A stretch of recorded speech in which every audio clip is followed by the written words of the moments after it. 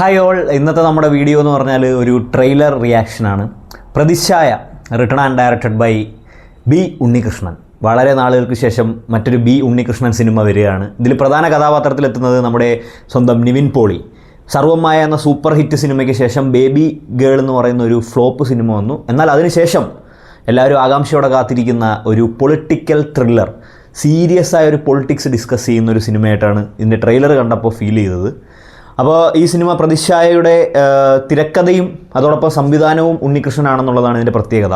ഒരുപക്ഷെ തിരക്കഥയും ഇതിൻ്റെ മേക്കിങ്ങും ഒരു നല്ല നിലവാരത്തിലേക്ക് എത്തിക്കഴിഞ്ഞാൽ സൂപ്പർ ഹിറ്റ് സിനിമയാവാനുള്ള സാധ്യതയുണ്ട്. കാരണം നല്ല രീതിയിൽ ഡയറക്ഷൻ പോയിൻ്റ് ഓഫ് വ്യൂവിൽ അടിപൊളിയായിട്ട് ഡയറക്റ്റ് ചെയ്യാൻ അറിയാവുന്ന ഒരു ഡയറക്ടറാണ് ബി ഉണ്ണികൃഷ്ണൻ എന്ന് പറയുന്നത്. അപ്പോൾ അദ്ദേഹത്തിൻ്റെ സ്ക്രിപ്റ്റും അതേപോലെ ഈ പറഞ്ഞ കണക്ക് മേക്കിങ്ങും നല്ല രീതിയിൽ എത്തിയിട്ടുണ്ടെങ്കിൽ അടിപൊളി ഒരു പൊളിറ്റിക്കൽ ത്രില്ലറായിരിക്കും. എനിക്ക് ഈ ട്രെയിലർ കണ്ടപ്പോൾ തോന്നിയത് മറ്റേ നമ്മുടെ രാമലീല, അതേപോലെ ലൂസിഫർ, അതേപോലെ എവിടേക്കോ പടവെട്ടിൻ്റെയും ഒക്കെ ഒരു കോമ്പിനേഷൻ, പിന്നെ നമ്മുടെ മമ്മൂട്ടിയുടെ സിനിമയായിട്ടുള്ള വണ്ണിൻ്റെ ഒരു റിസംബിൾനെസ് പലയിടത്തും തോന്നി.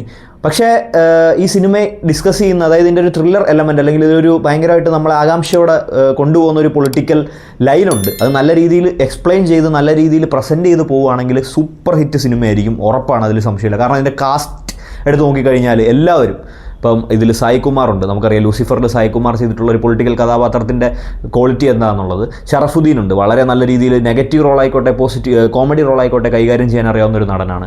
ഹരിശ്രീ അശോകനുണ്ട്, അടിപൊളിയായിട്ട് തനിക്ക് കിട്ടുന്ന റോൾ എന്തോ ആയിക്കോട്ടെ അടിപൊളിയായിട്ട് ചെയ്യും. അതേപോലെ നമ്മുടെ പഴയ ബാലചന്ദ്ര മേനോൻ, പുള്ളിയുടെയൊക്കെ ഒരു ആക്ടിംഗ് എന്ന് പറഞ്ഞാൽ അടിപൊളിയാണ്. അപ്പോൾ പുള്ളിക്കൊക്കെ ഒരു വളരെ നല്ല സീരിയസ് ആയിട്ടുള്ളൊരു റോളാണെന്നുള്ളത് മനസ്സിലാവും. പിന്നെ അതേപോലെ നമ്മുടെ കേരളത്തിൽ കണ്ടുവരുന്ന കോൺഗ്രസ് കമ്മ്യൂണിസ്റ്റ് രാഷ്ട്രീയം ഒക്കെയാണ് ഇതിൽ വരുന്നത്. ഇതിലെ ചില ഡയലോഗുകളൊക്കെ ഭയങ്കര എന്താ പറയുക, സ്ട്രൈക്കിംഗ് ആയിട്ട് ഫീൽ ചെയ്തു. ഈ ഒരു 2 മിനിറ്റ് ഡ്യൂറേഷൻ വരുന്ന ട്രെയിലറിൽ പോലും നല്ല കിടിലൻ ഡയലോഗ്സും കാര്യങ്ങളും ഉണ്ട്. അപ്പോൾ എക്സിക്യൂഷൻ കറക്റ്റ് ആണെങ്കിൽ സൂപ്പർ ഹിറ്റ് ആവാൻ സാധ്യതയുണ്ട്. ട്രെയിലർ പേഴ്സണലി വളരെ ഇഷ്ടപ്പെട്ടു, ഗ്രിപ്പിംഗ് ആണ്. പക്ഷേ ഈ ട്രെയിലറിൻ്റെ ഇടയ്ക്ക് ഒരു അതിർത്തി പോലത്തെ ഒരു സെറ്റപ്പ്, ഒരു വെടിവെപ്പും അതിർത്തിയൊക്കെ കാണിക്കുന്നുണ്ട്. മറ്റേ ഉണ്ണികൃഷ്ണൻ്റെ മറ്റേ ഉക്രിയുടെയൊക്കെ യൂണിവേഴ്സിൽ സ്ഥിരം കണ്ടുവരുന്ന ഒരു ഏജൻറ്റ് സെറ്റപ്പ് ഇതിലുണ്ടെങ്കിൽ ചിലപ്പോൾ പാളാൻ ചാൻസ് ഉണ്ട്. പക്ഷേ ആ ഒരു രംഗങ്ങൾ ഒഴിച്ച് ബാക്കിയെല്ലാം പൊളിറ്റിക്സുമായിട്ട് കണക്ട് ചെയ്തൊരു പൊളിറ്റിക്കൽ ത്രില്ലറായിട്ട്, ഒരു സീരിയസ് പൊളിറ്റിക്കൽ ഡ്രാമ ത്രില്ലറായിട്ട് പോകുന്നൊരു ഫീലാണ് പേഴ്സണലി ട്രെയിലർ കണ്ടപ്പോൾ തോന്നിയത്.